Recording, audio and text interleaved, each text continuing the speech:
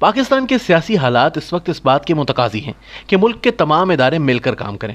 ہم نے دیکھا ہے کہ آمریت کے ادوار میں جب سیاسی جماعتیں اور آمریت کے درمیان ٹکراؤ ہوتا ہے تب بھی ملک ترقی نہیں کر سکتا۔ اسی طرح جمہوری ادوار میں جب سیاسی جماعتوں اور مقتدر حلقوں کے درمیان ٹکراؤ شروع ہو جاتا ہے تب بھی ملک کی ترقی نہیں ہوتی۔ عدم استحکام کسی بھی شکل میں ہو، اس کا پاکستان کو نقصان ہوتا ہے۔ اس لیے ملک کو ایک ایسی حکومت کی تلاش ہے جس میں سیاسی ہم آہنگی کے ساتھ مل کر ملک کی ترقی کے لیے کام کیا جا سکے۔ تاہم ابھی تک پاکستان کو ایسی حکومت مل نہیں سکی۔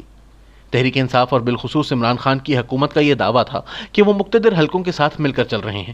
وہ بار بار سیم پیج کے دعوے دار بنے۔ انہوں نے کہا کہ ہم مقتدر حلقوں کے ساتھ مل کر حکومت چلا رہے ہیں۔ ہم نے یہ بھی دیکھا کہ پاکستان کی اسٹیبلشمنٹ نے ان 3 سالوں میں عمران خان کی حکومت کو جس قدر سپورٹ کیا ہے اس کی ماضی میں کوئی مثال نہیں ملتی۔ تاہم پھر بھی پاکستان کو وہ ترقی نہیں مل سکی جس کے بارے میں بات کی جاتی تھی۔ کیا یہ فلسفہ فیل ہو گیا ہے کہ جب اسٹیبلشمنٹ اور سول حکومت مل کر کام کریں گے تو ملک ترقی کرے گا؟ کیا مل کر کام کرنا بھی ترقی کا ضامن نہیں ہے؟ اگر نہیں تو پھر کیا کریں؟ ہم نے تو تمام تجربات کر کے دیکھ لیا ہے، محاذ آرائی کر کے بھی دیکھ لیا ہے، مارشل لاء ادوار بھی دیکھ لیے ہیں اور اب اکٹھا چل کر بھی دیکھ لیا ہے۔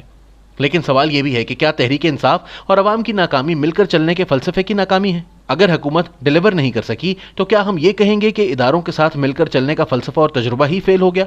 نہیں، میں ایسا نہیں سمجھتا، بلکہ میرا موقف ہے کہ مل کر چلنے کی اہمیت اپنی جگہ برقرار ہے، لیکن ساتھ ساتھ یہ بات بھی ثابت ہوئی ہے کہ مل کر چلنے اور اداروں کے تعاون کے ثمرات تبھی سامنے آئیں گے جب سول حکومت اہل ہوگی، اس میں عوام کی خدمت کرنے کی اہلیت ہوگی، اس کے پاس حکومت کرنے کا کوئی روڈ میپ موجود ہوگا۔ عمران خان کے پاس نہ تو کوئی روڈ میپ تھا اور نہ ہی ملک چلانے کے لیے کوئی ٹیم تھی، اسی لیے وہ پاکستان کی تاریخ میں سب سے زیادہ تعاون ملنے کے باوجود ڈیلیور نہیں کر سکے۔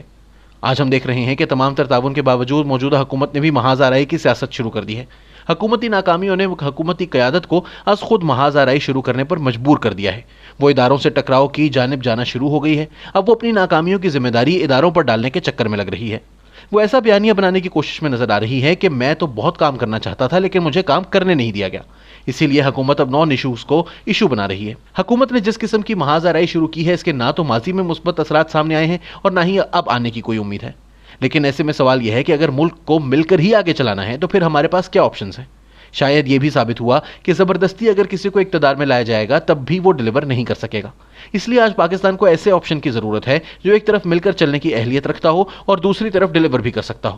اگر حکومت مہنگائی کنٹرول کرنے میں ناکام ہے تو اس میں مقتدر حلقوں کا کیا قصور ہے؟ اگر حکومت نے ملک کی تمام سیاسی قوتوں سے محاذ آرائی شروع کی ہوئی ہے تو اس میں بھی اداروں کا کیا قصور ہے؟ اگر احتساب کو بطور ہتھیار استعمال کیا گیا ہے تو یہ بھی حکومتی حکمت عملی ہے۔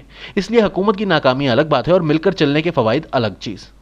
ویسے تو اس وقت پیپلز پارٹی بھی اداروں کے ساتھ مل کر چلنے کا پرچم بلند کر کے سیاست کر رہی ہے، لیکن پیپلز پارٹی اور بالخصوص بلاول کی بھی ڈیلیوری ہی کا مسئلہ ہے۔ ان کی ماضی اور حال کی حکومتوں کی بھی ڈیلیوری ہی سب سے بڑا مسئلہ رہی ہے۔ ان کے انداز حکمرانی میں بھی ڈیلیوری نظر نہیں آتی۔ شاید آج پاکستان کو جس قسم کے حالات کا سامنا ہے اس میں بلاول بھی کوئی خاص کارکردگی نہیں دکھا سکیں گے۔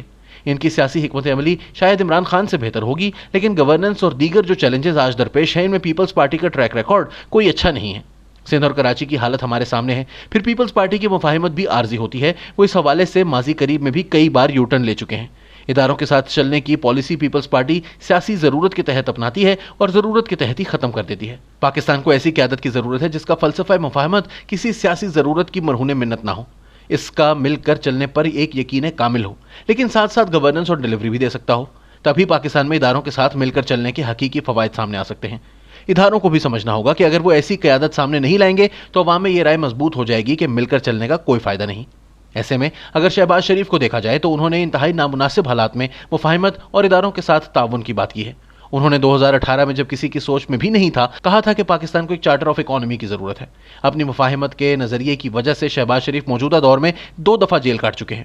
سارے ریفرنس بھی اسی وجہ سے ہیں، ورنہ مزاحمت والوں کو تو عمران خان نے کھلی چھٹی دے رکھی ہے۔ وہ مفاہمت کو ہی اپنا دشمن سمجھتے ہیں کیونکہ انہیں اندازہ ہے کہ مفاہمت ہی ان کی جگہ لے سکتی ہے۔ اسی لیے انہوں نے شہباز شریف کو دیوار سے لگانے کی بھرپور کوشش کی تاکہ وہ مفاہمت سے توبہ کر کے مزاحمت کے ساتھ مل کر کھڑے ہو جائیں، لیکن شہباز شریف نے جیلیں کاٹ لی، سارے خاندان پر مقدمات بنوا لیے، لیکن مفاہمت نہیں چھوڑی۔ انہوں نے نہ تو مفاہمت چھوڑی اور نہ ہی پارٹی، کیونکہ اگر وہ پارٹی بھی چھوڑ دیتے تو عمران خان کا مقصد پورا ہو جاتا۔ اسی لیے جتنا شور نون میں سے شین نکلنے کا عمران خان کی ٹیم نے مچایا، اس کے پیچھے بھی ایک حکمت عملی تھی کہ شہباز شریف کو ان کی پارٹی سے نکلوا دیا جائے۔ ان کا پلان تھا کہ اتنا شور مچاؤ کہ سب یقین کر لیں، لیکن شہباز شریف پر یہ حملہ اور تدبیر بھی ناکام ہوئے، بلکہ وہ پارٹی میں مزید مقبول ہو گئے۔ آج پارٹی ان کے ساتھ کھڑی ہے اور مفاہمت کا فلسفہ مزید مضبوط ہو گیا ہے۔ اس لیے اگر آج انتخابات ہو جائیں تو نون لیگ کی جیت کے امکانات پیپلز پارٹی سے زیادہ نظر آ رہے ہیں۔ ایسے میں شہباز شریف ہی واحد آپشن نظر آتے ہیں۔ شہباز شریف کا ڈیلیوری کے علاوہ گورننس کا بھی ریکارڈ بہتر ہے۔ ان کو حکومت کی رٹ قائم کرنا بھی آتی ہے۔ اس لیے اگر شہباز شریف اور ملک کے مقتدر حلقے مل کر ایک اننگز کھیلیں اور شہباز شریف کو عمران خان جیسا تعاون مل جائے تو یقیناً وہ موجودہ حکومت سے بہت بہتر کارکردگی دکھا سکتے ہیں۔ تعاون اور مفاہمت کے وہ ثمرات بھی سامنے آ سکتے ہیں جن کے بارے میں بات کی جاتی ہے۔ اس لیے اب مفاہمت کی واحد آپشن شہباز شریف ہی ہیں۔